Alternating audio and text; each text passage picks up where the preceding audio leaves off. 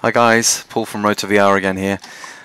Today we've got a preview of a game called Proton Pulse by a guy called Justin Moravetz and his studio Pushy Pixels.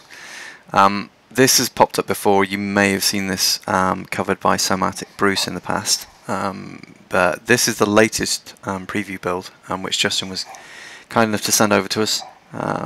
So let's have a look.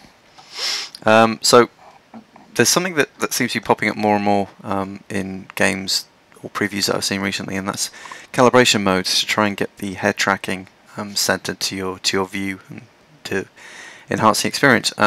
No different here.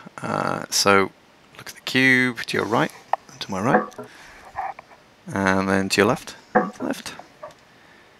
and then one above me, like that. It's quite an elegant sort of way of doing it, and it's certainly quick. So the ethos behind this game was to try and cater to people who suffered from nausea. The game itself is sort of a futuristic spin on the classic breakout and Arkanoid genre.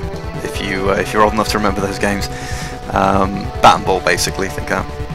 But it was designed to be played by people who struggled with nausea while playing with the Oculus Rift. So it's very simple. Let's just live. Okay, so as you can see, now in the traditional bat and ball game, you'd have a bat at the bottom of the screen, and then obviously the ball would fly up and down the screen, crashing into blocks and they disappear. So in the virtual reality world, I'm rooted to the spot in one place, and the bat is this transparent sort of square in front of me, and everywhere you look, the square or the bat is sort of rooted to your point of view, and that's it. There are no other controls. All you do to control the game is to look, and the bat will follow your look exactly. As you can see, left, right, oh, down like that. It works because it's intuitive. You look, and because Justin's done such a great job of sort of tweaking it to follow your exact look, then it just kind of works. So you dive straight in, and you don't really have to think about it. There's no learning involved. Where you look is where the bat goes, as you see. So I'm not doing a very good job here, so let's get on and concentrate on playing the game here. Okay, so the premise, as with all bat and ball games, is fairly simple. You have to get rid of the blocks, and then you can move on to the next level. And as again with all bat and ball games, the game gets faster and faster with more blocks to destroy, and we haven't seen it yet, but there are power-ups to get as well. It's an interesting sort of feeling being in here. It's quite nicely realised. By definition, it's a simplistic sort of graphic style.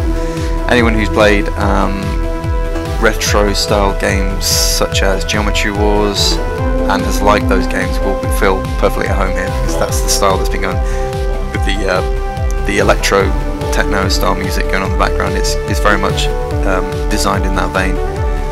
Actually, Tempest 2000. Anyone who's old enough to remember Tempest 2000. Same there. So, hang on a second, here we go. Let's try and get some. So again, as with most bat and ball games, if you whoop, so you control the spin of the ball by allowing it to. So if you hit the ball with the right hand side of the bat, it will spin to the right and left like that.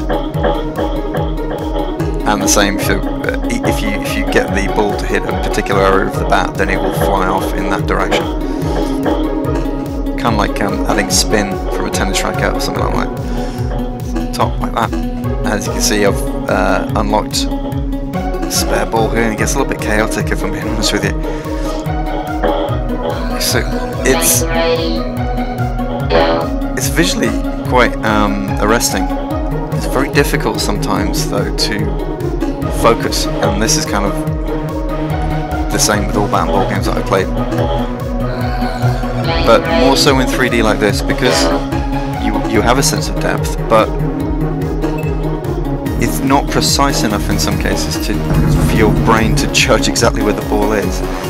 Now I don't know whether this is just because I haven't played it enough, or whether there's some tweaking needs to be done. But it does work. I have to admit, because I'm talking at the same time as I'm recording, it's a bit more difficult to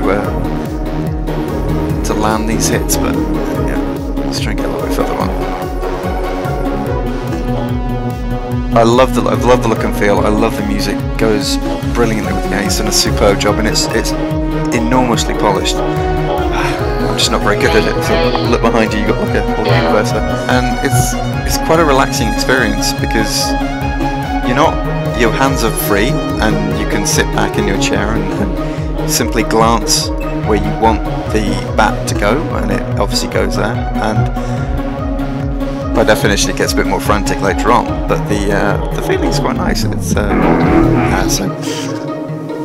I've taken too long to get to the next level, and therefore it's gone to this hyper futuristic looking things. It's quite nicely placed. You feel like you're in the room. Power up. So you can see this is because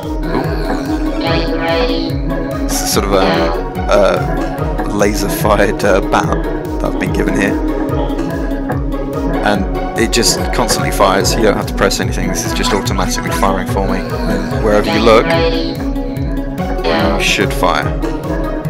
This is a little bit tricky to get used to. So Justin is planning on hopefully getting a Kickstarter together to finance sort of the final spit and polish for the game and get it out there in a commercial sense. I think he's probably already also looking for advice on how to monetize the project, so if anyone out there has any ideas or has experience in this field, then give Justin a shout. Pass on any information you might have. You can get details of his contact from the review, the Road to VR review. I like it.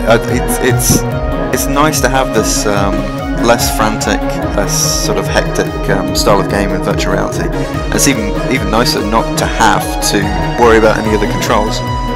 That elegance of control is obviously what Justin was going for, and he succeeded really well in achieving that.